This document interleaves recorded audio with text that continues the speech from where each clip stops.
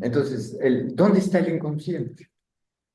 Y tendemos a sustancializar el inconsciente, es el artículo el, sustancializa lo que viene, ¿no? La mesa, pues está.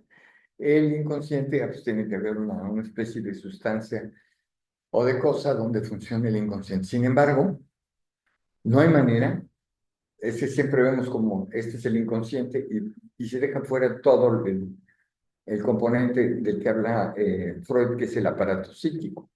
Entonces, lo inconsciente no está solo, sino está relacionado con los otros dos sistemas o instancias, eh, sea el preconsciente y la conciencia, o sea, el ello, el yo y el superyo, ¿no? Siempre están ahí interactuando. Entonces, ¿qué quiere eso decir esto? Es que parece que no, pero esta sustancialización del inconsciente, contra el cual estuvo Freud, pues es muy recurrente, ¿no? Entonces los pacientes dicen, es que es mi inconsciente, ¿no? Y esto funciona mal por el inconsciente, ¿no? El inconsciente. Y entonces termina a ser como una especie de Pepe Grillo, ¿no? Que te está diciendo cosas y... Pero bueno, no es así. No tiene, pues, el aparato psíquico no tiene propiamente una localización, sino que es un modelo a través del cual, o un prisma a través del cual uno ve ciertas cuestiones. ¿Qué ve Freud? Bueno, Freud va viendo por conceptos opuestos, va relacionando estas situaciones, principio de placer, que es lo que mueve originalmente al aparato psíquico, o al sujeto más bien, y este tiene una, una huella filogenética, o sea, se heredan ciertas cosas que tienen que ver fundamentalmente con las cosas más primitivas, como la horda primitiva, pero también tiene una historia en cada sujeto que le llaman ontogénesis, ¿no? El hecho es que hay una génesis. Ahora, en esa génesis, el motor, lo que mueve esa energía es el principio de placer. Y aquí me llama la atención, como ahí lo describo en el libro que escribí, cómo el principio de placer es la causa, lo digo con el peso, todo el peso de mis palabras, es la causa del principio de la realidad. De tal manera que principio de placer, si no son sustancias, ¿no? ¿Dónde está el principio de la realidad, ¿no? ¿Dónde está el principio de placer? El principio es esta búsqueda del placer, luego tenemos que decir qué entendemos por placer. Y en este principio de placer, eh, Freud piensa que el bebé, la bebé, andan buscando ese objeto de satisfacción que quedó como huella, como algo que fue una representación original de una satisfacción primaria, y ese nunca se va a encontrar, entonces se anda queriendo buscar, para tener que justamente recuperar ese elemento de placer. En esta búsqueda, entonces, Freud distingue y dice, bueno, es que el objeto tiene dos presencias. El objeto, digamos, real, el objeto de la satisfacción, el biberón, la teta, lo que sea. Y otro como objeto alucinado. Ese objeto alucinado, pues es ese objeto de satisfacción que no está presente, obviamente, sino que es, y aquí hay uno de los elementos básicos del psicoanálisis, la sustitución, el reemplazo. Hay otro objeto de satisfacción, ok. Pero ese objeto de satisfacción, ¿cuál es? Entonces, mientras es energía libre, como dice Freud, o sea, que va de un lado a otro, de una representación a otra, esas representaciones no le van a servir al bebé, porque necesita un elemento de la realidad. Primer elemento de la realidad, que también es, en cierto modo, una separación de la madre, es este elemento de llevarse el dedo del pulgar a la boca, porque entonces ya es un objeto sustituto, un reemplazo, pero algo de la realidad, digamos, lo que esto signifique, ¿no? En alguna realidad. Entonces, pues, el principio de placer desemboca en un principio de realidad. El principio de placer está originalmente movido por lo que Freud llama el proceso primario. En el proceso primario hay un acercamiento a las cosas o un acercamiento fantástico, donde realmente se tuvo el objeto, ese objeto de satisfacción y tal, ¿no? Hay toda una discusión aquí, en la que no me voy a meter, pero hay una intervención ahí filosófica de los planteamientos de Kant, donde Kant dice, bueno, finalmente nunca tenemos la experiencia directa del objeto, sino del fenómeno, es decir, de lo que se nos aparece. Y ese que se nos aparece, pues entonces está dada por ciertas condiciones que en la intuición, esta es una cuestión complicada, no voy a meter mucho, nada más lo apunto. La intuición originalmente es de la cosa en sí, das Ding. Y esta cosa en sí es, digamos, fue en algún momento objeto de percepción, ¿no? Eso es lo que pensaría en Kant y que de alguna manera retoma Freud, ¿no? O sea, está, no es que Freud sea kantiano, sino que está en los elementos de la cultura de su tiempo. Bueno, entonces tiene que haber una representación que pase de esa, digamos, esa suerte de experiencia primaria a una experiencia regulada en el espacio y el tiempo. Utilizo los términos de Freud, que en mi opinión toma de Kant. Entonces no es lo mismo un objeto alucinado, que quién sabe dónde está, a suponer que los objetos con los cuales me relaciono están en un espacio y un tiempo dado. La, eh, la botella con la cual sacio mi sed está aquí, está ubicada, ¿no? Y entonces, pues, sí hay manera, entonces, de controlar ese principio de placer. ¿Se fijan? Entonces, el principio de placer lleva a una realidad, pero la realidad mantiene este elemento de principio de placer. Bueno, otra cuestión. ¿Cuál es el objetivo de, de, del placer? Pues que sean felices. No se lo voy a negar mucho, nada más estoy ahí anunciando. La felicidad sería entonces ese reencuentro con los objetos satisfactorios, objetos, personas, situaciones y demás, ¿no? Sin embargo, esa felicidad no se obtiene de manera completa, como digo, porque siempre hay un sustituto. Esta es la interpretación de Freud.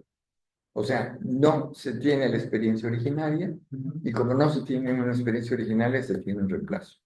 Ahora ese reemplazo va a su vez tener un reemplazo del reemplazo del reemplazo, ¿no? Y esos son lo que llamó Freud los destinos de la pulsión. Uno de ellos es la sublimación, de lo cual ya hablamos antes, que nos estamos, que comamos, etcétera. Es en la interpretación de Freud es una sublimación. ¿Hasta aquí vamos bien? ¿Sí? ¿Vale ya? Ok, bueno. Entonces, a ver, hay tres posibilidades de reconducción de esa energía. O bien, la energía busca una descarga, como toda energía busca una suerte de descarga, pero esta descarga no es total, sino que es parcial. A ver, hay una descompensación en mi cuerpo, tengo que comer, voy a comer, etcétera, pero disfruto la comida, ya no es el puro instinto ni nada, ¿no? Disfruto la comida o intento disfrutar la comida y entonces no como cualquier cosa, sino voy por una hamburguesota y la hamburguesota tiene, ¿no? Tengo una imagen de la hamburguesa que me voy a comer y tal, ¿no? Entonces ahí hay una descarga, es decir, hay una satisfacción de esa energía, pero no es total. ¿Por qué no es total? Porque de pronto dices, no, ya, decimos, ya estoy satisfecho, ¿no? Es decir, llega un punto, siempre llega un punto. Este es uno, digamos, una de las posibilidades del desarrollo de la energía. La otra es que en lugar de que la energía tenga una descarga, la energía se retiene, ¿no? Y y esta retención de la energía es lo que llamamos posposición. Ahorita no, al ratito sí, después sí. Oiga, ¿cuándo se va a casar? Ahorita no, ¿no? Después sí, ¿no? Entonces, esta es entonces donde la energía queda entonces como una cuestión residual, pero no es nada más así, sino que Freud hace intervenir el concepto de represión. Entonces se reprime la satisfacción y entonces ya no, ya no nos andamos comiendo los orines propios, ¿no? Sino andamos buscando otras cosas de bebidas y demás para sublimar este elemento, porque hay una represión de por medio, una censura. Eso no. Hay cosas que no debes comer, que no son adecuadas, etcétera, ¿no? ¿Ok? Entonces, ¿qué ocurre? Que esta energía residual eh, lo que provoca es una tensión. Esa tensión es la tensión de la energía, pero que refleja un conflicto psíquico. Debo, no debo, ¿no? O sea, sí quiero, pero ahorita no, o no es lo adecuado, o no es lo correcto, ¿no? Quiero insultar al profe, pero me detengo. No, nada más digo tarde. ¿Ok? Bueno, entonces, en Freud, esta aspiración a la felicidad se llama deseo y se localiza en el cuerpo, en las zonas erógenas. Esas zonas erógenas constituyen lo que llamamos justamente erogeneidades. Y las erogeneidades son estos elementos desde los cuales eh, tratamos de disfrutar la vida, ¿no? Pero ya digo matizadamente. Entonces, primera hipótesis, hay una descarga, o sea, una descarga parcial. Segunda hipótesis, no hay descarga, sino hay una retención de la energía. Y esa retención de la energía genera tensión. Lo mismo que la descarga parcial. Sí, pero me quedé con ganas. ¿No? ¿Ok? Entonces hay esta situación siempre. Todo lo placentero. No puede haber lo placentero total, porque lo placentero total te arroja a situaciones terribles, ¿no? Es decir, el que come, come, come como glotón, pues entonces tiene problemas gástricos, tiene problemas de diabetes, tiene, etcétera, etcétera. Primera hipótesis, descarga parcial, pero no te hace del todo feliz, te hace, pues, la felicidad a la que podemos aspirar, ahí vamos, ¿no? Eh, Venimos a dar clases, ustedes vienen a tomar clases, parcial, no estamos siendo totalmente felices, porque pues me tengo que levantar temprano, ¿no? Que lata el sábado, etcétera, etcétera, etcétera, ¿no? Entonces, esa ambivalencia con la que siempre nos comportamos. Y la tercera hipótesis que deja entrever Freud, no desarrolla, es esta posibilidad de la descarga total. Esa descarga total significaría que la subjetividad quedara, digamos, desdibujada completamente. Y es lo que yo entiendo que tendría que ver con la pulsión de muerte. Digamos. No te estás muriendo, pero hay esta tendencia a decir tal, etc. Bueno, esto es Freud, ¿no? Entonces,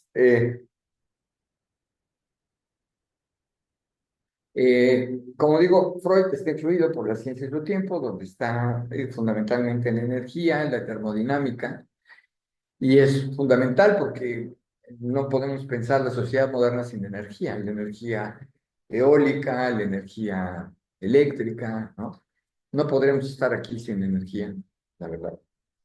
No podríamos más o menos aquí vernos en esta cosa de energía, nomás que más nos quitan la luz y a ver qué pasa, ¿no? Es donde empiezas a ver, no hay gasolina y a ver qué pasa, etcétera, ¿no? Todas las fuentes de energía es lo que mueve nuestra cotidianidad, pero sin que estemos propiamente conscientes. Bueno, lo mismo pasaría con la energía psíquica. La energía psíquica tiene ciclos, tiene movimientos, tiene desplazamientos, y entonces eso tiene que ver con el mantenimiento de la vida. Cómo mantenemos la vida a través de todos estos elementos que la hacen vital. Eh, entonces, bueno, Freud empieza a escribir sus textos en 1886, 1887, donde empieza a constituir todas estas ideas. Y, eh, y bueno, es la ciencia de su tiempo. Sobre todo, él tiene en cuenta la química, sí les había yo mencionado, ¿no? Que el término psicoanálisis, la parte de análisis, se refiere al análisis químico, ¿no? O al análisis de los componentes químicos que una vez, digamos, desglosados, se vuelven a ver integrados, ¿no? Esa sería la idea del psicoanálisis. Bueno, en el caso de Lacan, que empieza a eh, escribir alrededor de los años 30, a finales de los años 30, eh, todavía Freud está vivo, ¿no? Cuando Lacan empieza a interesarse por el psicoanálisis, empieza a escribir cosas. Y hay ya otro, vamos a decir, otro piso cultural. Ese otro piso cultural, bueno, primera cuestión. Eh, Freud está influido por la ciencia alemana, y la ciencia alemana es energía, ¿no? O sea, los grandes capitales que se formaron en la Alemania se formaron justamente en torno al manejo de la energía y especialmente en la transformación de los metales, o sea, aluminio, hierro, etcétera, todas esas cosas que les dieron mucha lana y demás. Y luego empezaron a trabajar justamente con gasolina y son los primeros que empiezan a pensar en la posibilidad de que los barcos se muevan ya no simplemente porque los jale el viento, sino justamente como ahora los buques, por gasolina, por derivados de la gasolina. Hay por ahí una historia de un cierto encuentro, un intento de encuentro entre Alemania y México, con Lázaro Cárdenas, justamente, como buscando, tú tienes petróleo, ¿no? Entonces nos interesa porque ellos están desarrollando esto. En fin, la energía era alemana. En cambio, en Francia, eh, las preocupaciones están en el orden de otras cosas. Están en el orden de la formulación de las ciencias sociales, formulación de la lingüística, de la sociología, eh, qué tiene eso de interés para la cohesión social, para tratar de explicar qué pasa.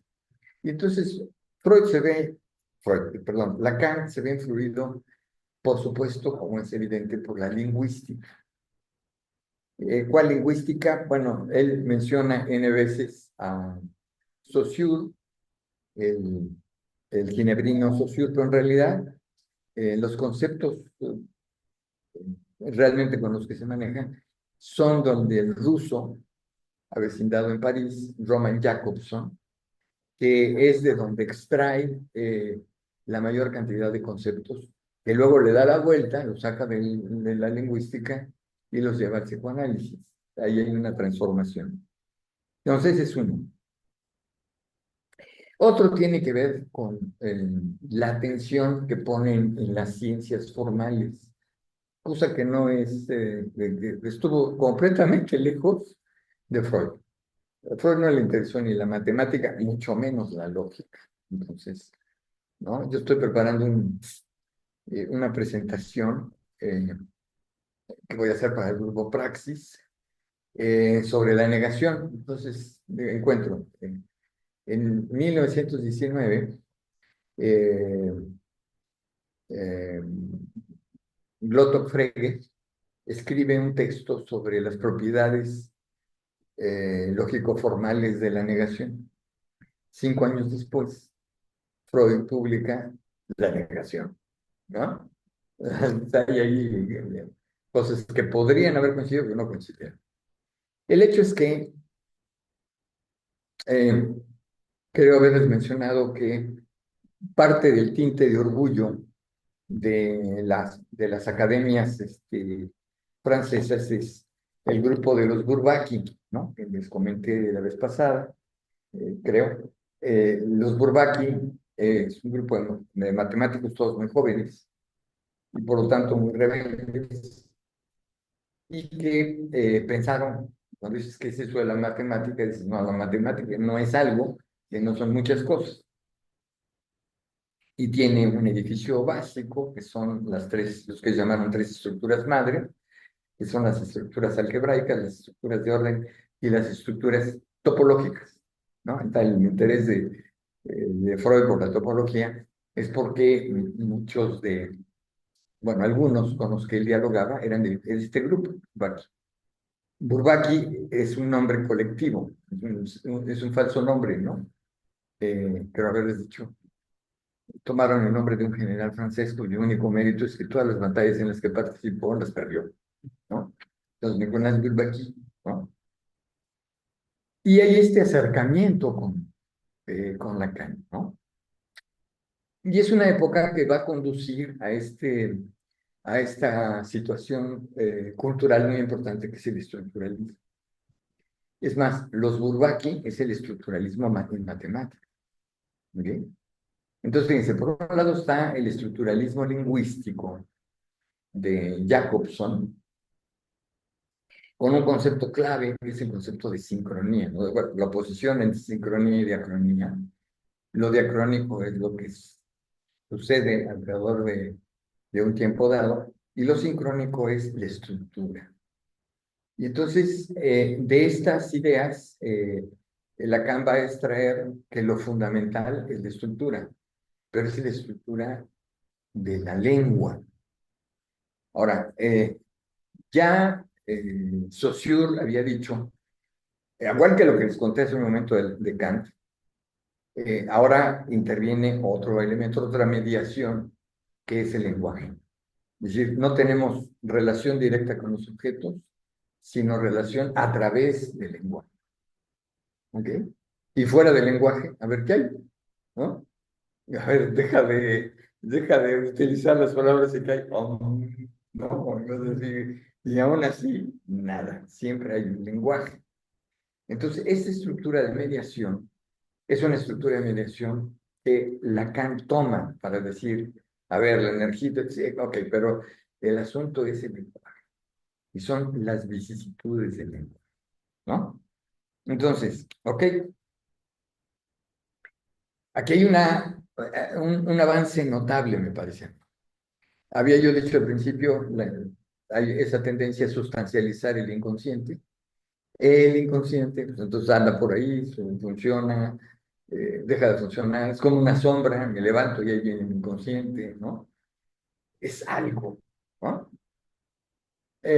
Y aquí se trata de decir que no hay tal inconsciente, sino, o la frase más elaborada de Lacan, el inconsciente está estructurado como, es decir, lo que define al lenguaje es que está en una estructura, ¿no? Eso me parece notabilísimo, es decir, ya no vamos a pensarlo como oculto ahí. A ver, búsquele ahí debajo, ahí está, levante la represión, ahí está abajo el inconsciente, ¿verdad? ¿Quién se qué se entiende? O esta cosa que después desarrolló Jung de la psicología profunda, entonces ya peor, porque entonces esa alberca, ¿no? A ver, busque el inconsciente ahí como debajo de la alberca, a ver qué encontró, si te sumerjas y tal. Peor. No, aquí es exactamente la superficie del lenguaje. ¿Pero cómo? Pues que el lenguaje nos crea trampas. y ese conjunto de trampas sugiere elementos que tienen que ver con estas tres obras príncipes de Freud, ¿no? La interpretación de los sueños, psicopatología de la vida cotidiana y el chiste y su relación con el inconsciente, donde el foco de atención es en buena medida el lenguaje. Entonces, claro, Lacan dice, ahí está, ¿no? Vean, y ahí está el caso Aliquis, es un asunto de lenguaje, no es un asunto de que, a ver, busque debajo de la alberca a ver si encuentra la moneda, ¿no? Entonces, esto es importante y tiene entonces que desarrollar una teoría centrada en este concepto que llamamos significado. Y como les dije, no hay en la lingüística, pero tampoco creo que haya en la experiencia de nosotros, un abordaje directo de la realidad. ¿Qué será la realidad? ¿Quién sabe? Así, la realidad última, ¿quién sabe? Entonces, la lingüística dice es que es signo. Entonces ya eh, definió Ferdinand de Saussure en el curso de lingüística general, dice, la lingüística forma parte de una ciencia más general que es la teoría de los signos. Entonces es signo. Ya cuando hablas de signo, ya estás diciendo sustitución. Vuelvo otra vez a lo que decía al principio. El psicoanálisis siempre es sustitución, reemplazo. Entonces son signos, muy bien. Pero los signos lingüísticos tienen una peculiaridad. Se distingue el significante del significado. El significante tiene que ver entonces con la cosa auditiva, tiene que ver cómo escucho las palabras, cómo escucho más bien los sonidos que acompañan a las palabras para dar una cierta conformación. ¿Ok? Ahí está, vamos bien. Y por otro lado está el significado, es decir, escuché una palabra, sí, pero esa tiene un significado. Debo decirles que el propio Saussure, a pesar de que hace esta diferencia entre significante y significado, parece que el significante es una palabra y el significado es algo que podemos encontrar en un diccionario. Él dice que son como una hoja que tiene anverso y reverso. Pues el significante es lo que oímos y el significado es lo que corresponde a la imagen que nos formamos conceptualmente, pero digamos, podremos decirlo, el significado es la palabra y el significado es lo que encuentras en el diccionario, en última instancia, ¿no? No necesariamente, porque no todas las palabras, no todos los significados están recogidos en el. Pero lo que es importante es señalar, y bueno, ¿y cuál es la materia lingüística? Si tú buscas las palabras en el diccionario, te va a decir, te remite a otras palabras. Esas otras palabras aparecen en el diccionario. Y tarde o temprano, aquí está el elemento que quiero ir subrayando, lo de la repetición, el volver al uno. Tarde o temprano das la vuelta y vas viendo palabras y palabras en el diccionario hasta que vuelves a la palabra original. Es una experiencia así, bueno, experimento mental si quiere. Entonces, ¿qué es lo que hace Lacan? Dice, ok, sí, no tenemos acceso a los objetos, ya, pienso que es tesis kantiana, eh, porque tenemos lenguaje. Y el lenguaje, además, nos aísla. Eh, es la manera en que la especie humana ha encontrado cómo adaptarse y cómo sobrevivir, es el lenguaje. El lenguaje, además, es algo que no es innato, nunca, no hay, no hay un gen ahí que diga, el gen del lenguaje, no. Existen capacidades para poder articular palabras, eso es innato, pero no el lenguaje. El lenguaje tiene que ser aprendido y, por tanto, con la intervención de un otro. Entonces, ya no es el lenguaje por el lenguaje, el significante por el significante, sino que siempre tiene que haber un otro que nos habló. Y ese otro que nos habló es lo que decimos originalmente la lengua materna, la lengua de la madre, ¿no? ¿Sí? ¿Estamos? Lo estoy haciendo así un poco rápido, si me voy demasiado, va. Entonces, El lenguaje sí, pero también la estructura, las dos cosas. ¿Por qué? Primero, las estructuras no se ven, ¿no? Tú no ves una estructura lingüística, pero puedes inferir, establecer, determinar que hay una estructura. Como sabes, el castellano, el español, tiene una estructura. Pongo un ejemplo de estos ahora que dan lata, late, late, late, late. ¿Presidenta o presidente? ¿No? Pues ahí en América Latina, ahí agarraron, vamos a ponerle el femenino. ¿Por qué? Eh, Cuando desglosas las palabras, que es lo que hace, otra vez el análisis, entonces encuentras que el sufijo, prefijo, sufijo, los sufijos, el sufijo ente se refiere al actor. Entonces dices cantante, es el ente que canta. ¿Eh? Sí, sí, vamos viendo. Entonces es cantante, es oyente, ¿no? No sé qué otro. Recuerdo. ¿Cuál? ¿Cuál? Doctorante. Doctorante, mejor, porque constituyente ya me lleva a otro elemento. ¿Qué es lo que constituye? Doctorante es el que está en proceso, ¿no? De ustedes. No son doctorantes. Nadie son doctorantas. ¿Ok? Bueno, ok. Entonces, ente en la estructura de la lengua tiene que ver entonces con este elemento, ¿me explico? O sea, sí, la lengua es arbitraria, sí, por supuesto. El signo es arbitrario, sí, pero ya cuando lo compones ya no, ¿no? Es como los juegos, ¿no? A ver, podemos jugar ajedrez y tú pones un tablero y en lugar de piezas jugamos con corcholatas. Eso es convencional. Pero una vez que has puesto las piezas, órale, lo que funciona es el juego, no la sustancia, digamos, con la que están hechas las palabras, por así decirlo. Entonces, ¿por qué se debe ser la presidente? Porque entonces está en la estructura de la lengua, ¿me explico? Ahora, de una manera pragmática y convencional y política digan, ay, la presidenta, ese ya es, esos ya son otros López, digo, otras cosas, ¿no? Entonces, la estructura. Entonces, la estructura va determinando cómo se constituyen las palabras. El caso,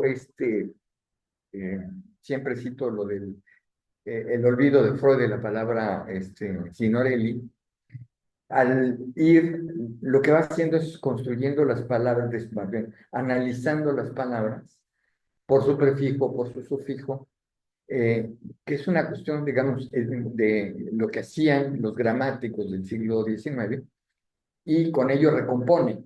Pero hay un salto notable en el ejemplo de Freud. Cuando dice, a ver, es que era Trafoy, es que era Trafio por Trafoy, Botticelli por, ¿qué era? Signorelli. Entonces, Signorelli, por señor, por Ger, toda esa construcción, hay un salto en el sentido de que todas las palabras, que es sexualidad y muerte, a ver, ¿cómo? ¿No? No hay nada, juro solemnemente, que no hay nada en la palabra Signorelli que traduzca sexualidad y muerte. ¿Me explico? ¿Qué es? Es una asociación. Es una derivación, entonces, ¿en términos de qué? Puramente significante, que va armando un significante. ¿Va? Entonces, a ver, primer elemento, lo que sea el significante puede ser cualquier cosa, bueno, no cualquier cosa, puede ser muchas cosas. Puede ser una palabra, puede ser un lapsus, puede ser un chiste, puede ser un gesto, puede ser un sueño, puede ser la reconstrucción de un sueño, el relato de un sonido, eso es un significante, ¿me explico? No es una palabra, no es un fonema, ¿no? ¿No? Por ejemplo, eh, el abrir y cerrar el monedero de Dora es significante. Eh, la, la tos en Dora tiene carácter de significante. Son significantes. Es decir, un elemento, ahí va el punto, es un elemento formal y no descriptivo. Cuando digo formal, es lo que estaba yo ahorita diciendo. No importa lo que diga la señora que está en Palacio Nacional. Presidenta no, porque la estructura de la lengua dice que establece que no. Pues entonces no dice la cantanta, etcétera, etcétera. Entonces tendrías que cambiar muchas otras palabras que están vinculadas, como muestra el propio Saussure. Saussure tiene una parte en el libro, que no lo escribió él, sino sus alumnos, pero tiene un diagrama donde va desglosando, ¿no? La palabra amor, entonces es amor, amante, amoroso, y va, entonces de amoroso pasa a oso, oso, etcétera, etcétera, ¿no? Entonces, eh, hay una dispersión de palabras que tienen un mismo origen, y ese mismo origen puede dar origen a otras cosas. Esto es lo que creo que la cambio para decir, aquí, ¿qué es lo que está? La llamada asociación libre. ¿Qué significa? Y aquí está el punto. Primer punto. Para que haya, no hay significante solo, todo significante remite a otro, pero el significante del que habla originalmente Lacan es el S con un S mayúscula, con un subíndice 1. Ese subíndice 1 dice que es el unario, es el lugar del uno, ¿no? Porque de ese significante derivan otros, se infieren otros, se asocian otros. Entonces el paciente que de repente dice, eh, eh, qué sé yo, sombrero, ¿no?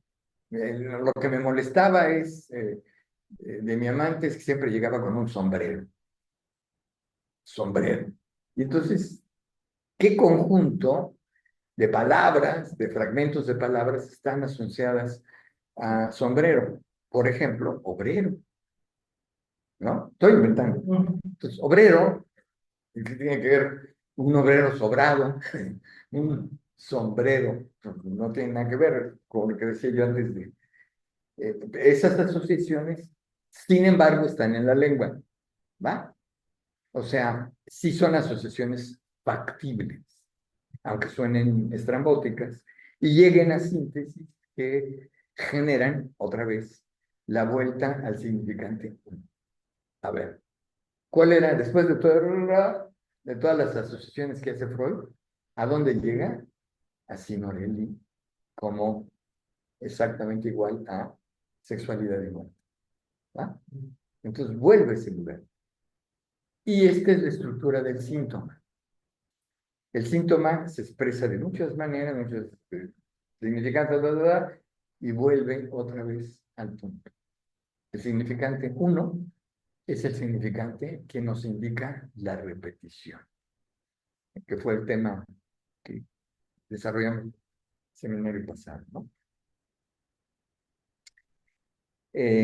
Bueno, ¿qué es un significante? Primero, tiene que ser una expresión involuntaria del sujeto. ¿A qué me refiero con involuntaria? Pues todas son involuntarias en última instancia. No, tiene que ser algo que sea imprevisto.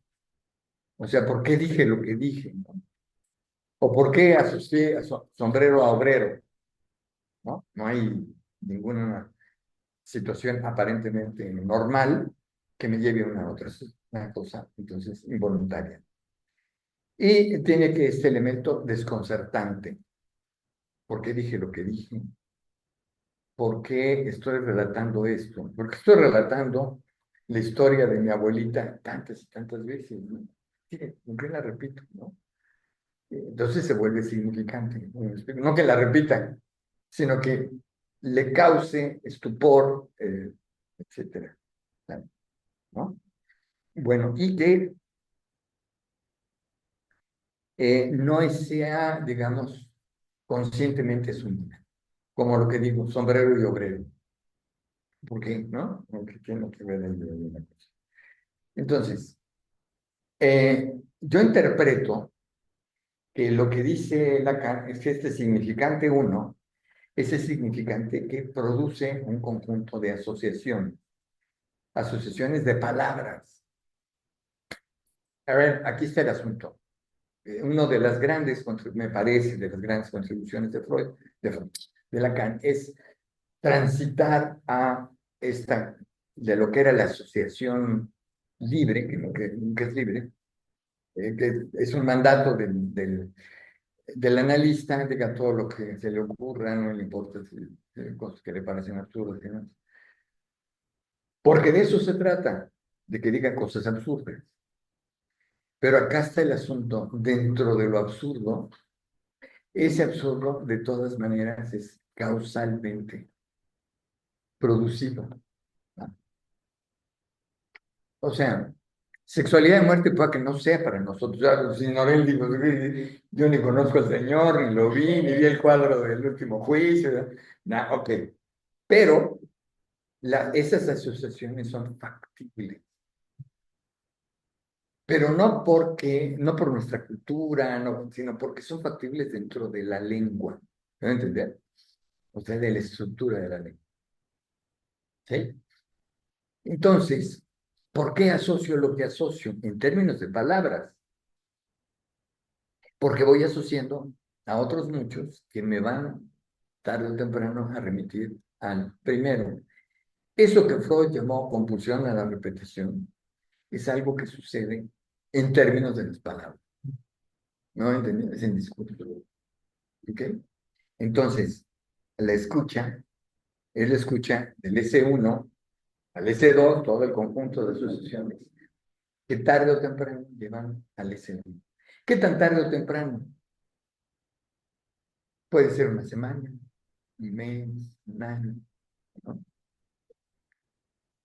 Y la escucha, entonces ya no es escucha simplemente algo de oída, sino que pasa a ser letra, que eso es algo que dice, que es de las contribuciones de Lacan. Pasa a ser letra. ¿Por qué letra? Porque la letra es cifra, ¿no? Esta cosa ahí que también me apasionó. Cifra, lo que es cifra es lo que está cifrado, pero cifra también es número, ¿no? Entonces, la cifra es la cifra uno, ¿ok? ¿Cómo llegas a esa cifra uno? Entonces, hay un... Nada más lo menciono, no lo desarrollo, ya saben ustedes que luego digo cosas que no puedo sostener sino en lo largo. Eso tiene que ver con una estructura matemática que son los axiomas de Peano. Peano, matemático, que en 1900 presentó justamente el concepto de número, y dicen que el número no se define, digamos, contando, ¿no? Sino que es un número es aquello que responde a los axiomas de Peano, se dice. Yo sé que esto para ustedes acá, eh, en este mundo psicoanalítico, pues es cosa que dicen, ah, pues eso no, yo nada más escucho, no. Uno de los axiomas de Peano dice, el cero es un número. O sea, introduce el concepto de cero como un axioma. Algunos dicen que los axiomas son como definiciones implícitas, pero no vamos a tener eso. Pero entonces, ¿qué quiere decir? Fíjense, hay dos axiomas sobre el cero. Uno dice, eh, el cero es un número, ¿no? Y otro dice, el cero no es sucesor de mí. ¿Ah? Todos los números tienen un sucesor, ¿no? El 2, al 2 le sigue el 3, al 3 le sigue el 4, son sus sucesores, ¿ok? Para decirlo rápido. Pero el cero no es sucesor de ninguno, primera. Segundo, es el origen, es el deseo, ¿no? Es el equivalente al deseo. Entonces, ¿qué quiere esto decir? Que hay una estructura conceptual, para que estamos con otras cosas, que define el por qué el paso del S1 a los sucesivos, ¿no? Pero es una estructura, no es algo de la experiencia. O sea, tú no llegas con tu paciente y dices, a ver, dígame el S1. No, eso no existe, es algo que tienes que ver. ¿Cómo sabes que es el S1? Porque vuelve a sufrir.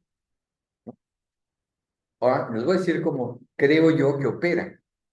El S1 puede ser lo que el paciente te dice, pero también puede ser el nombre que tú le das. ¿Ok? Entonces dices, el sombrero obrero. Formas, inventes una palabra, ¿no? El sombrero obrero. Ese elemento va, puede ser, es una hipótesis, puede ser el, el, eh, el tomado como el S1, como cifra, S1, porque va a volver. ¿Ok? Es una hipótesis. Pero es lo que pasa en el mundo de la ciencia, ¿no? En el mundo de la ciencia, pues a ver, ahí hay una partícula rarona, nos vamos a llamarle chupis chupis, ¿ok? Chupis chupis. No sé qué es, no lo puedo definir, ¿no? O sea, ahí tal, encontramos, se constató, etcétera. Démosle un nombre. El nombre significa algo que puedes, eh, eso, significar y que le da entonces una permanencia a las cosas. Es lo que haces en la clínica. Si ustedes recuerdan cómo operan su psicoanalista, debe ser de esta manera, ¿no? Le da un nombre, algo que probablemente no sea un nombre, ¿no? Un adjetivo creado, en fin, algo ahí. Y en la narración, en las sucesivas narraciones que va haciendo el paciente, tarde o temprano aparece el sombrero obrero. ¿Sí? ¿Me a entender? Entonces, ¿qué quiere decir? Que esto es un elemento del síntoma. ¿Cuál síntoma? La compulsión a la repetición, ¿no? En términos de fe. Bueno, Maestro, por eso mencionaba hace un momento que en este como movimiento o cambio que pasa ya con Lacan, no es que uno encuentra lo inconsciente, ¿no? Sino que también es algo que, y sí, que no estaba como en las profundidades de la piscina, ¿no? Mencionaba, sino justo bueno, yo entendí que se va construyendo también, ¿no? O escribiendo. sí, pero ¿quién escribe? Aquí es el asunto. Ujú, Aquí va el reto, sí. ujú. Uno diría, pues es al paciente el que se le ocurrió. Entonces él es el autor del significante. O no, es el analista porque le dio nombre. Entonces lo fijó, ¿no? Entonces, ¿quién es el productor del significante? Es una persona, ¿ah? Pero ese no es el significante. El significante no se origina ni en uno ni en otro. Está en la estructura. Otra vez vuelvo al asunto. ¿Y dónde está sexualidad y muerte en Signorelli? No, no está, pero es el que vuelve. Porque si uno recuerda la narración de Freud, Freud hablaba de esto en la plática anterior con el señor, que además, ¿cómo te pones a hablar con un señor en un viaje? Va a decir, mire, le voy a contar porque los pacientes tienen problemas de disfunción eréctil y ya, ¿no? Entonces no se habla, entonces vienen los eufemismos, viene la represión, ¿de acuerdo? Pero ya estaba ahí anticipado el olvido, ¿ok? Ahora, el olvido, ¿qué es? Es un hueco en el discurso. Ese hueco se cubre con todas las asociaciones que de pronto dan con el punto. Y es decir, sí, era Signorelli, porque el signore, senior, her, Herzegovina, ¿no? Entonces tú dices, son las asociaciones de Freud. No, son las asociaciones de la lengua, porque uno la puede entender, uno mismo lo puede decodificar, uno mismo puede hacer esas. Entonces, Cintia, sí, pero el significante no le pertenece ni al analista ni al analizante. Yo sé que esto es controvertido, es decir, no, sí, cómo no, tiene que ver. ¿Por qué? Porque somos dueños de la lengua. No, señores, no, señoritas, no somos dueños de. Este es otro problema, ¿se entiende? Sí, nada más que escisión es un término técnico, sí, lo entendemos así, es escisión subjetiva. Significa esta diferencia entre el yo y el él, por ejemplo. Esa es una decisión subjetiva. Aquí podemos hablar de fragmentación, análisis, otras cosas, ¿no? O sea, para no meter una terminología de un lado para otro. Bueno, entonces, ¿por qué digo que no le pertenece? A ver, Cintia, ahí va. No le pertenece ni al analista ni al analizante, porque hay una cadena. Esto que les decía yo a propósito de la presidenta, ¿no? No, está mal, ¿por qué? Porque en la cadena significante no es así. La cadena de la lengua, el tesoro de los significantes, diría Lacan, ahí no aparece la A, es una arbitrariedad. Ahora, ¿por qué digo que es una arbitrariedad? Pues porque no le pertenece ni a la señora ni a mí, ¿de acuerdo? Es algo que está en la lengua. ¿Se entiende esto? Es, ¿por qué 2 más 2 son 4? Ay, no, pues lo dice el profe, pero a mí no me gusta eso. Ok, ¿no? Ok, puede haber estas resistencias. Pero 2 más 2 son 4, no son 5. ¿Entiendes? Porque si no se desestructura todo lo, si empiezas con eso, se desestructura todo lo demás. ¿Entiendes? ¿Va? Pero no cuenten mucho porque en Palacio Nacional ya ven que luego nos quieren censurar. Entonces, primero, solo es, a ver, el significante es algo formal, es decir, en principio no significa nada.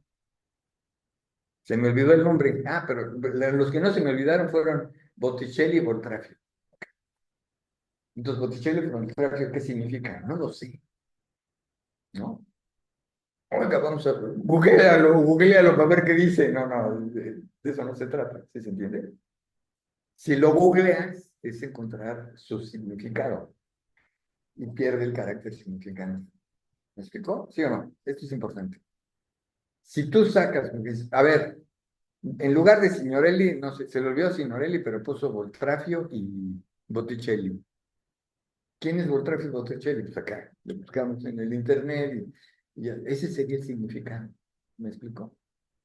Y el significante quedó entonces como que, a ver, tú imagínate, ¿no? O sea, vas ahí, vas con Freud y entonces se le olvida el Signorelli y salen los otros dos nombres, y entonces, tú le interrogas y tal, y entonces usa tu computadora. No, pues el pintor del siglo no sé qué.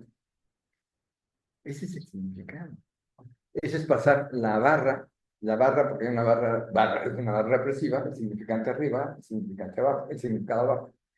Pasar de eso es no ver lo que es lo inconsciente. Lo inconsciente es la cadena de significantes, no de significado. ¿Okay? Entonces lo que dices es bueno, porque eh, fíjese que no, porque ya lo googleé, pues no lo googleé, no son plagiarios. La apelación es porque se considera plagiario. ¿Ah? Bueno, pues es formal, no significa nada. Cuando digo no significa nada, quiere decir no tiene un significado definido. ¿Ah? Y a lo mejor va a tener un significado completamente eh, estrambótico, digamos, en el proceso de análisis. ¿Se entiende? Tú hablas y le hablas y le hablas al analista y el analista de repente para y dice, a ver, ¿cómo dijo? Ya, no entiendo. ¿Ah? Bueno, aparece un significante. Entonces, un significante no significa nada en este sentido, no pasa el significado, sino solamente está en relación con otros. Y ese es otro de los axiomas de Lacan, ¿no? Dice, un significante representa el sujeto para otro significante, que es una cosa así como críptica y todo, pero que se puede entender. en lo que les estoy diciendo, un significante, una serie de significados, y de pronto hay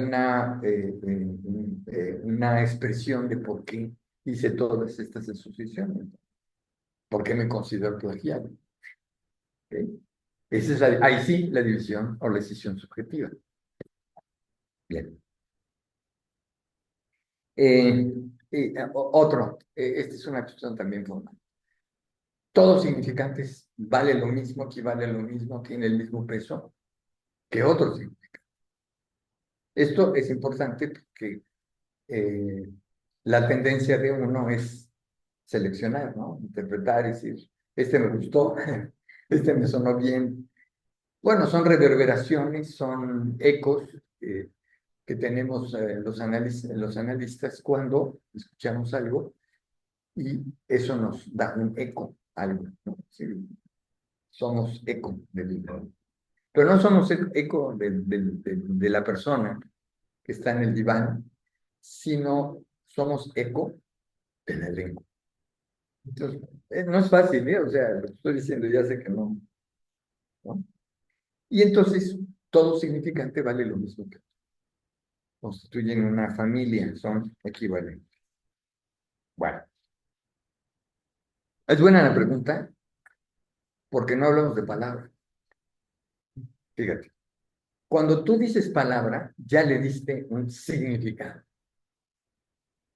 lo que sea.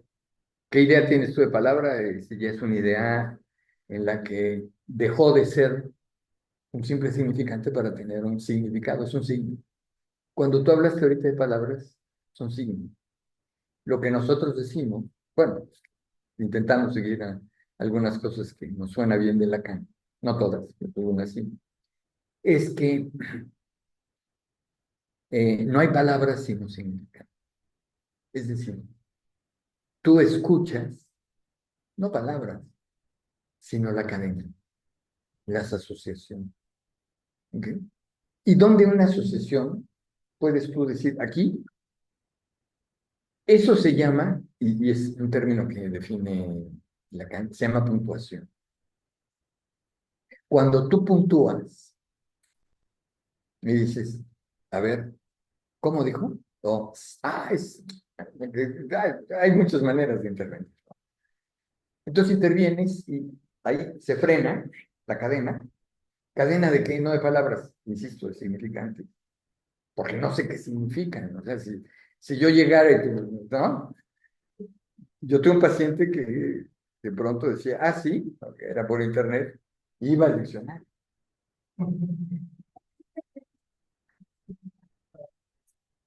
¿Okay?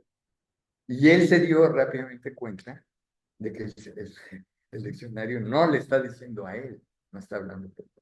¿Me van a entender? Entonces, cuando tú puntúas, es como la puntuación ortográfica. Pones un punto y coma, pones un punto, etcétera. ¿Qué significa? Entonces, la oración anterior ya no es para oírse, sino para leerse. Entonces, leer un significante es distinto a escuchar, porque la escucha es auditiva. Lo otro se vuelve letra. ¿Ok? Y tú vas a decir, bueno, ¿cuál es la diferencia entre la letra y el conjunto de asociaciones? Lo que has marcado, lo que has puntuado. Puede que lo puntúes tú o lo puntúe el propio paciente, pero significa un giro en el conjunto de las asociaciones. ¿Ah?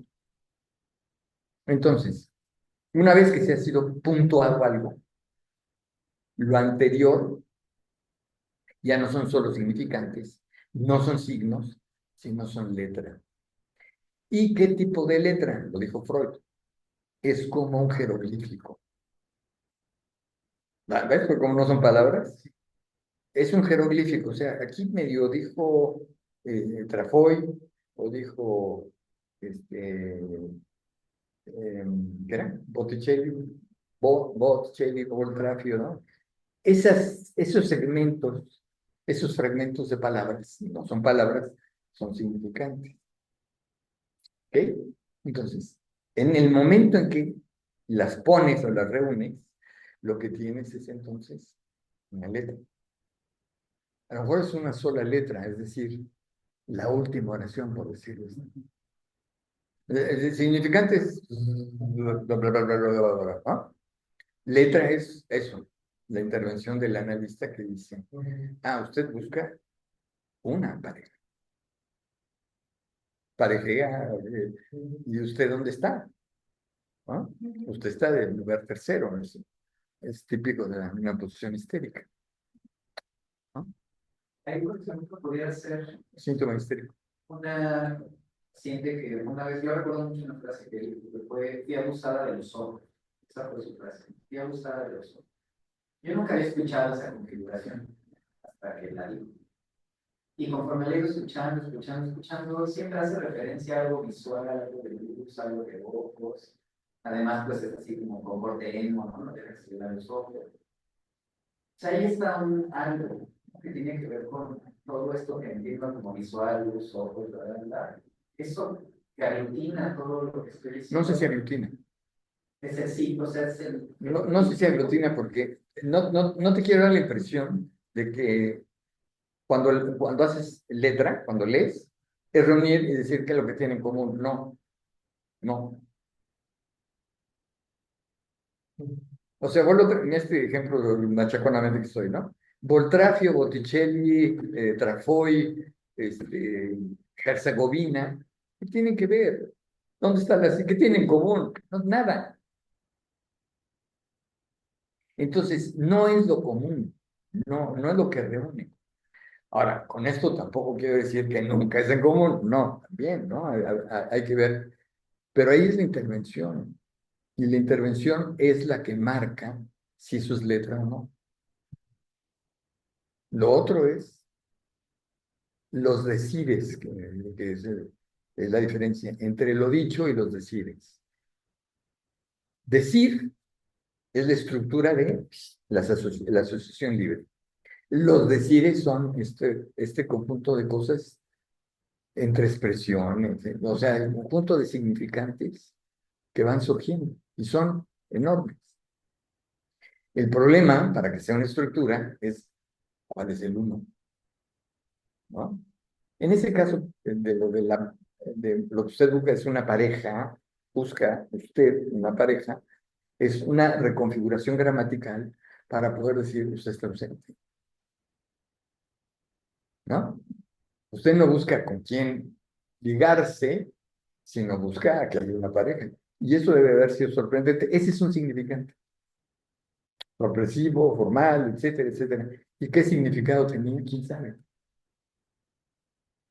Entonces, ¿cómo sabes cuál es el significado? Por otras asociaciones. Pero la intervención que hace letra, es decir, es convertir pareja en letra para que las asociaciones continúen. ¿Ok? Esa es la función. No sé si esto más o menos te da. No es fácil, ¿eh? Pero me sirve mucho. Sí, a mí me hizo mi... Bueno. Bueno, todas las concepciones psicoanalíticas son concepciones contradictorias a mi manera de ver, ¿no? Es lo que escribí. Y por lo tanto, por ejemplo, un síntoma, este es un síntoma, detrás de busco una pareja, es sintomático, es un síntoma. Bueno, todo síntoma tiene dos caras. Todo síntoma tiene, por eso es más difícil leerlo, porque por un lado es sufrimiento y por otro lado es alivio. ¿Cómo se expresa el sufrimiento en esta situación? Creo yo, ¿no? De la chica. El sufrimiento es, ¿y por qué insiste? ¿No? Bueno, ¿no? Pareja, ¿no? Y por otro lado, es un alivio. ¿En qué sentido? Que el alivio es este elemento de equilibración, o sea, mientras más lo repite, curiosamente, el sufrimiento es también una salida, una puerta esa, ¿no? Esa es la paradoja de los síntomas. que por un lado es sufrimiento y por otro lado es Ahora, aquí hay un asunto en que voy a insistir, hablando de causalidad, ya vamos que la causalidad en Freud y la causalidad en Lacan es distinta.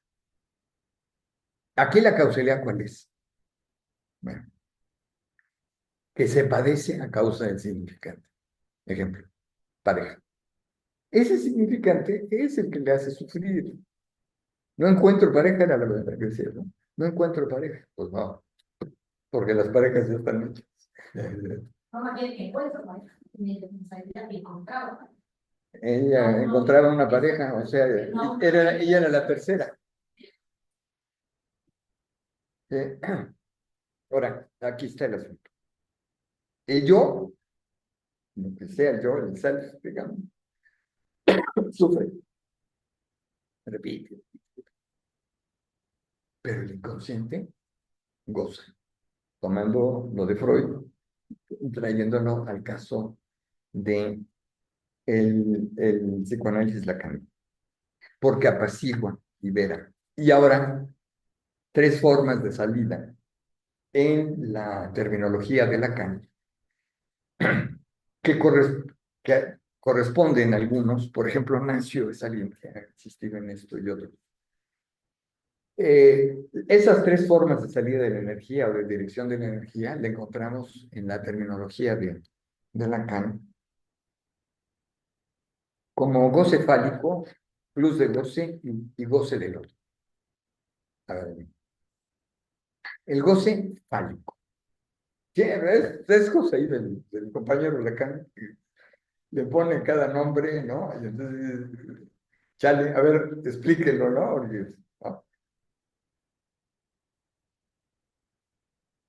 Ya dije que Lacan tuvo la influencia del mundo cultural de la lingüística, el estructuralismo, la matemática estructural, pero también el surrealismo.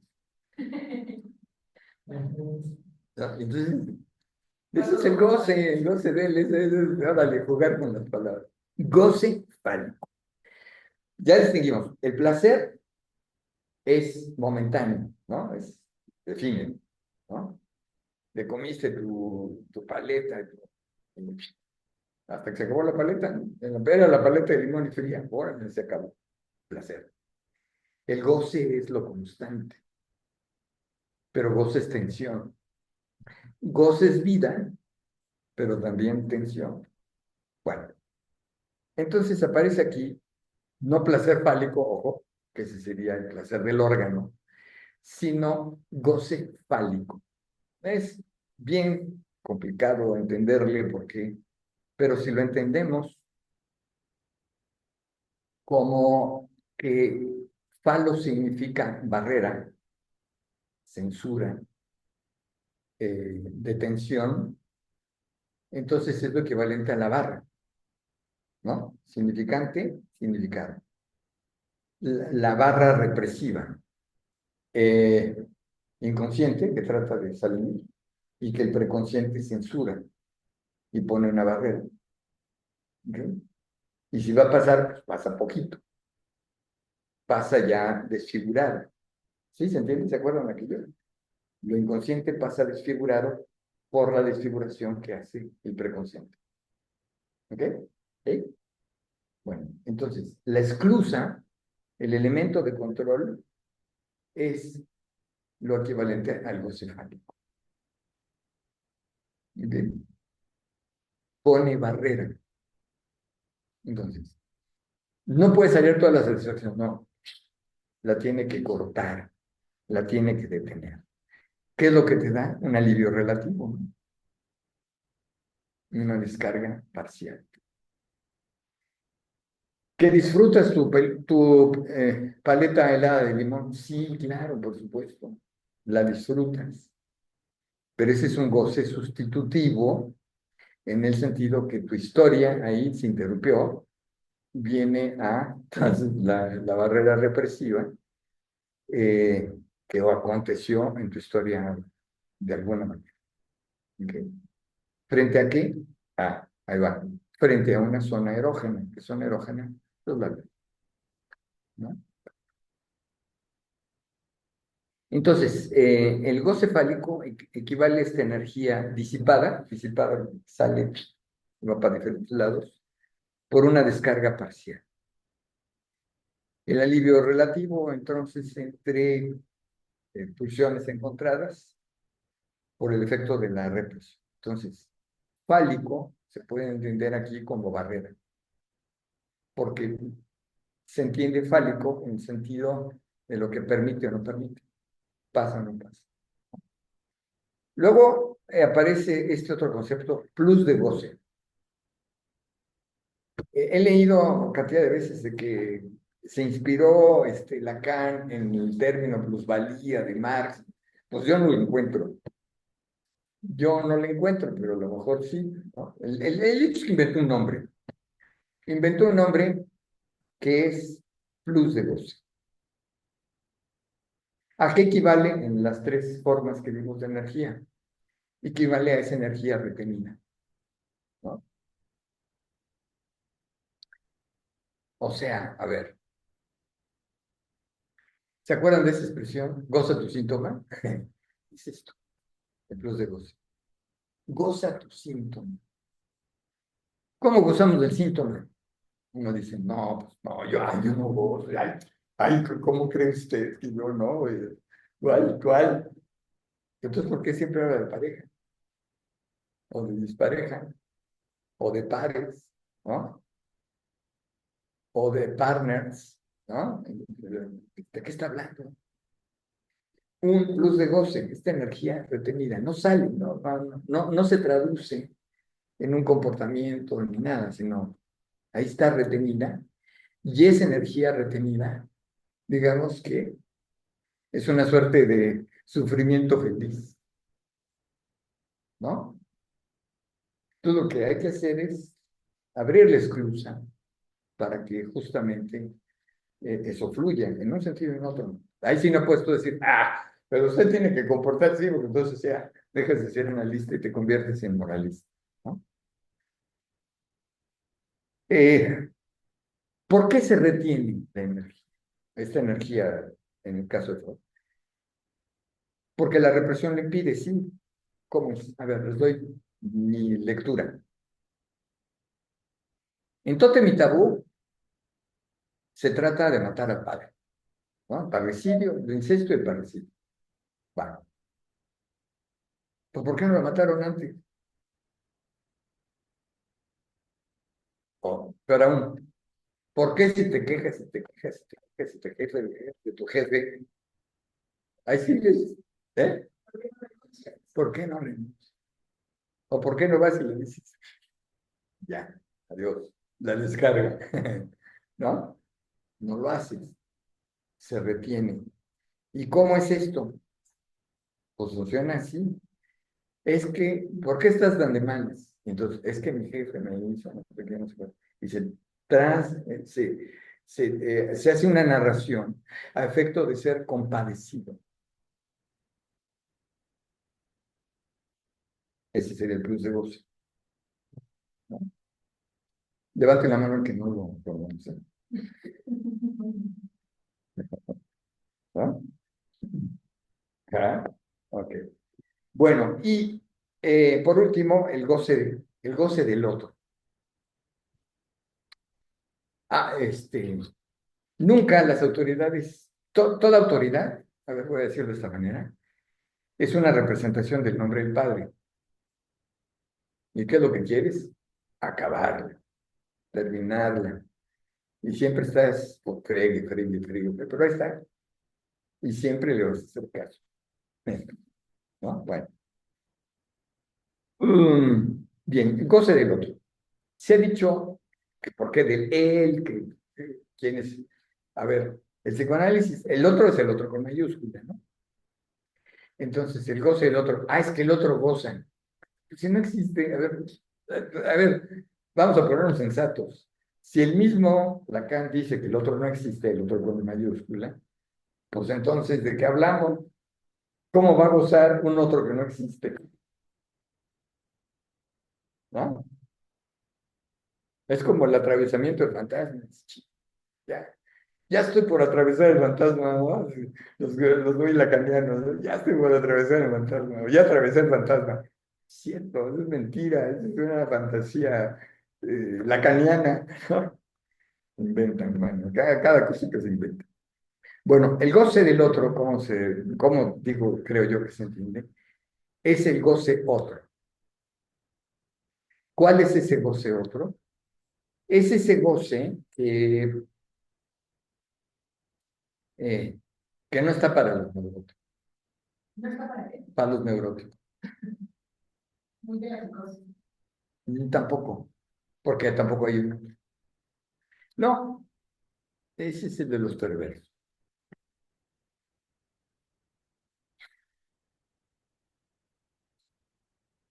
Es esta hipótesis de la descarga completa, que dijimos que era simplemente una hipótesis, una posibilidad de la descarga completa, o tiene que ver con estas fantasías de las que se habla del placer místico, el placer de Santa Teresa y de San Jerónimo, que representa el éxtasis, ¿no?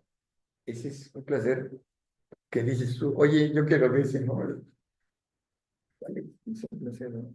Otro. Entonces es como si fuera la descarga total. ¿Cuál es esa descarga total? Miren, en el erótico equivale a la muerte. Ya, ya, me morí, ya no hay nada, ¿no? Pero todavía hay quien dice, por ejemplo, me voy a morir y así le voy a dar gusto a mi madre. En serio, ¿no? Ese es goce del otro, pero un otro con minúscula, ¿no? Pero la idea es este goce indefinible, indescifrable. Es gozar de la muerte. El suicida también, ¿no? El pasaje que disfruta de que se va a matar. Descarga total. Y en el caso de la neurosis histérica, ¿qué es? Esta descarga total equivale a la locura. ¿Qué es lo que quiere la histérica? No le muevan demasiado, poquito a poco, otra vez, porque lo otro sería la locura. Entonces, el goce otro es ese goce extraño, y yo digo, de alguna manera, utópico, ¿no? Algún día la revolución social nos llevará a la justicia completa, y entonces seremos plenamente felices todos. Es utopía, ¿no? Todo el mundo dice que las utopías no existen, pero díganme a alguien que no tenga utopías. Todo el mundo tiene alguna utopía. Bueno, entonces el placer, decíamos, es transitorio, mientras que el goce es esa tensión que está, digamos, que arranca en lo vital. Vital no en el sentido de que tiene que ver con un órgano o con otro, sino la vida misma, ¿no? Pero también, aquí va el asunto, lo que asegura la repetición es el goce. ¿Ok? Bien. Entonces sí, el placer, digo, perdón, el goce es ir hacia la vida, mantenerse en la vida, etcétera, pero tratando de completar el pasado. Ese es el punto, ¿no? La compulsión a la repetición. Bueno, primera parte, Freud, de energía, ya vimos todos los problemas que trae, pero de alguna manera puede ser retraducido en esta concepción significante de Lacan, ¿no? ¿Ok? Vale. Ahora, les prometí que viéramos este asunto. Iba a traer el texto de Freud, pero ya son muchas cosas. Lo real que despierta. ¿Conocen el caso? Es un señor cuyo hijo ha muerto y eh, le deja a un viejito, le deja encargado mientras más o menos va a echar como una dormitada, ¿no? y sueña que el hijo le dice, padre, dice, tras haberse dormido, el padre sueña que su hijo está junto a su cama, le coge del brazo, el hijo le coge del brazo y con un tono lleno de reproche le dice al oído, padre, ¿no ves que estoy ardiendo? Se despierta y percibe un intenso resplandor que proviene de la habitación del cadáver. Corre hacia ella y encuentra al anciano adormecido, la mortaja y un brazo del cadáver quemados por un cirio que, ardiendo, había caído sobre él. ¿Qué es lo que despierta? Lacan, en este texto de los 4 conceptos fundamentales del psicoanálisis, el seminario 11, se hace esa pregunta. ¿Qué es lo que despierta? Y hace primero una narración de él en este sentido de que él está dormido y entonces llega a la puerta, toca y se despierta. ¿Qué es lo que despierta? Pero ¿qué es lo que despierta en este caso? ¿No?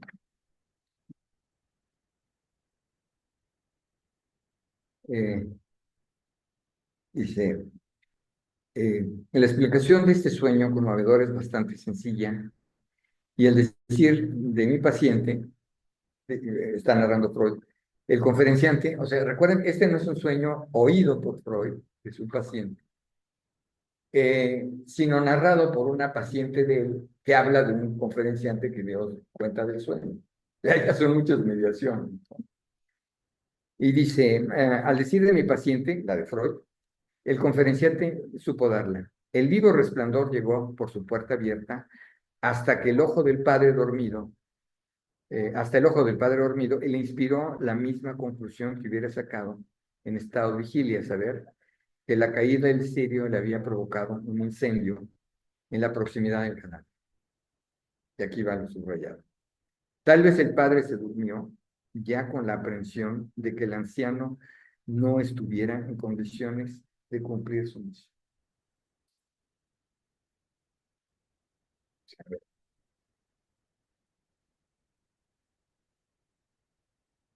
¿Qué es lo que despierta?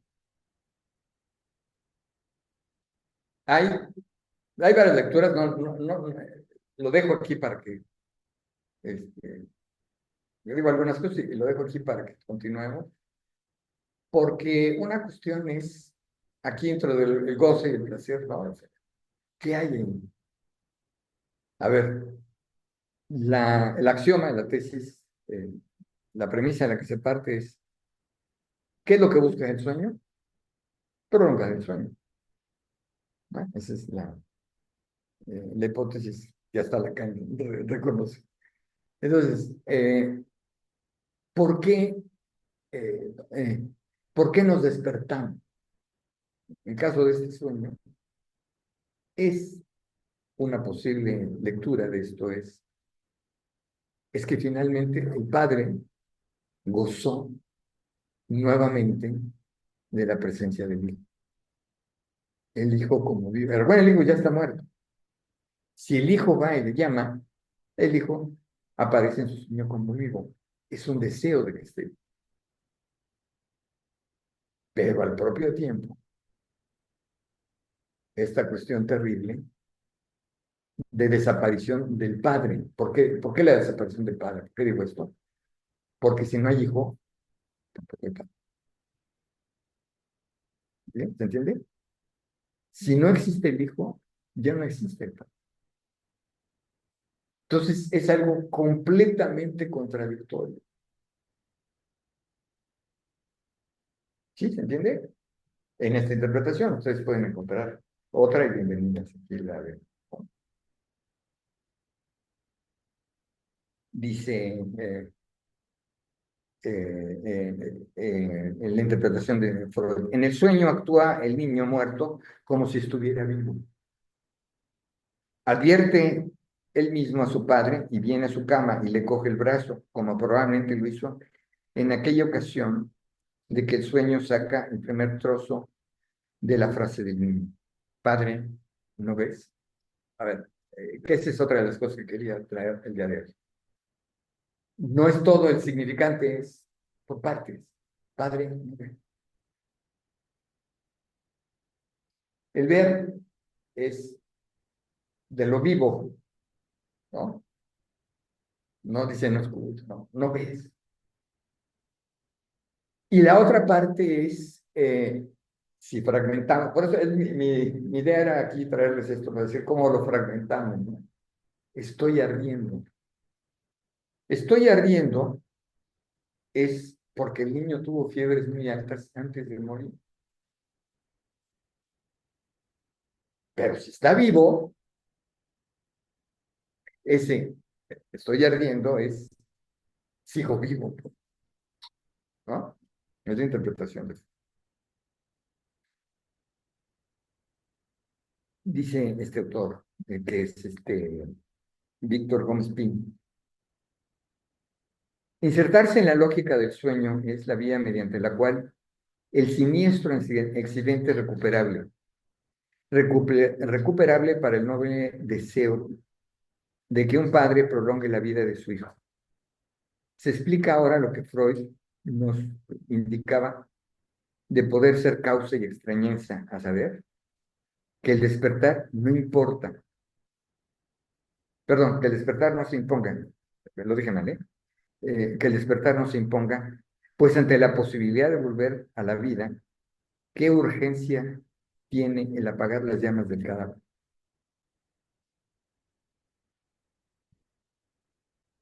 Y sin embargo, el padre acaba despertándose. A ver, si igual otra vez, si la hipótesis es que, ¿para qué dormimos?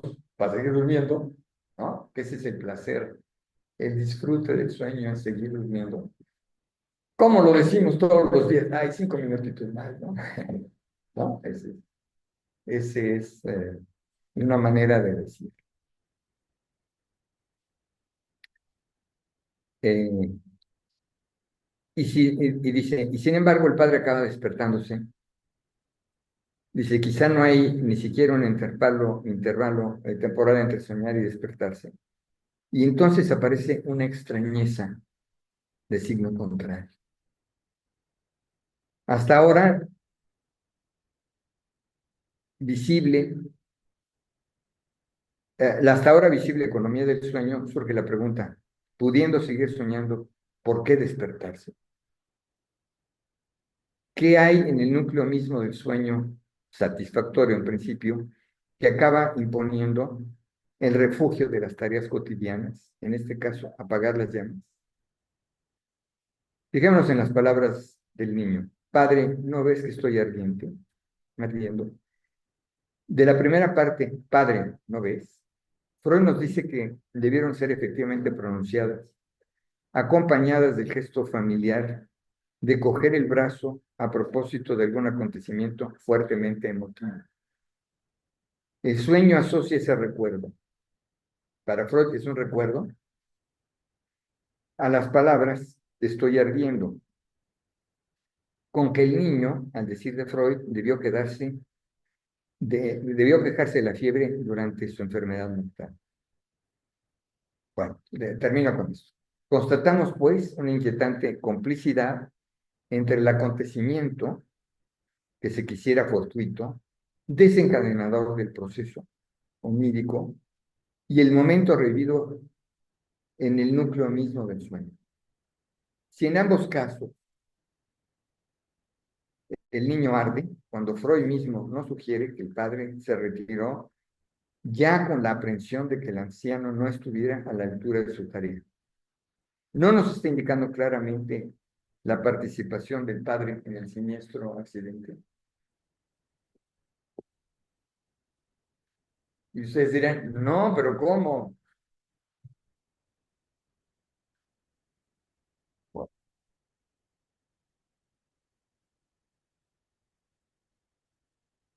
Y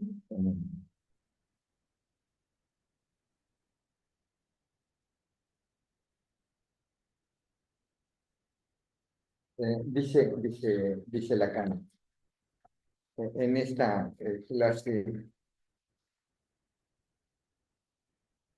Yo no me la sé, así que siempre tengo que buscarla. Del 12 de febrero de 1964 dice, eh, dice que iba a descansar un poco en el cuarto contigo, en lugar donde reposa el hijo muerto, dejando a un viejo canoso, nos dice el texto del arte. ¿Y qué es alcanzado, despertado por algo? ¿Qué es? No es algo, no solo la realidad, el golpe, el knocking, dice el golpe, ¿no? De un ruido hecho para que vuelva a lo real, sino que algo que traduce en su sueño precisamente la casi identidad de lo que está pasando, la realidad misma de una vela que ha caído y que está prendiendo fuego al lecho en el que reposa su hijo. Dice, esto es algo que nos parece poco indicado para confirmar la tesis de Freud dice, esto es algo que parece poco indicado para confirmar la tesis de Freud en el Traumdeutung, o sea, la interpretación de los sueños, que el sueño realizado es la realización del deseo, ¿no? ¿Qué quiere decir entonces que Freud coloca en ese lugar precisamente el sueño, al acentuar que es en sí mismo la plena confirmación de la tesis en cuanto al sueño? Si la función del sueño es permitir que se siga durmiendo, si el sueño, después de todo, puede acercarse tanto a la realidad como la que provoca, ¿no podemos acaso decir que se podría responder a esa realidad sin dejar de dormir? Al fin y al cabo existen actividades sonámbulas. La pregunta que acaba de hacer, que por lo demás nos da todas las indicaciones anteriores de Freud, nos permite formular aquí qué despierta. ¿No es, en el caso del sueño, otra realidad? Esa realidad que Freud nos describe así, y bueno, aquí está en alemán. El niño está al lado y le pregunta, ¿no? ¿No ves que estoy eh, ardiendo? Dice, ¿acaso no lo ves? ¿Que ardo? Este mensaje tiene de veras más realidad que el ruido con el que el padre se identifica a sí mismo la extraña realidad de lo que está pasando fuera de la habitación de él. Bueno. Este texto forma parte de 4 conceptos del psicoanálisis. Y aquí es donde aparece esta idea que estaba yo diciendo, el retorno. ¿Qué es lo que retorna? Retorna un momento, quizá vivido, del niño que en algún momento se acercó al padre en vida y le dijo, ¿no ves que estoy ardiendo? La frase, tú dices, ¿no? Son palabras, es el sueño. ¿Lo dijo realmente? Posible saberlo, ¿no? Lo dijo realmente el hijo, pero ¿por qué articuló esas palabras? ¿Por qué articuló? ¿No ves que arma? ¿Qué significa? Debo dar una responsabilidad, tengo una responsabilidad para que mi hijo siga viviendo, pues tengo que atenderle. Pero en el sueño pasa lo contrario. En el sueño, suponiendo ya el hijo muerto, en el sueño es una forma de revivir al hijo vivo. Por eso digo que son significantes. Nadie va a repetir esto. Nadie va a repetir este sueño. Bueno, quién sabe, ¿no? Hay algunos que decía Bertrand Russell que algunos pacientes del psicoanálisis de pronto empiezan a soñar lo mismo que leyeron, ¿no? Y eso también ocurre. Bueno, volvemos. Sí, volvemos todos ahí con el asunto de qué es lo que despierta. Y con estos elementos, ¿no? O sea, vamos a tratar de articular algo en términos o de significante o de energía, ¿no? Nos vemos entonces el próximo sábado. Gracias.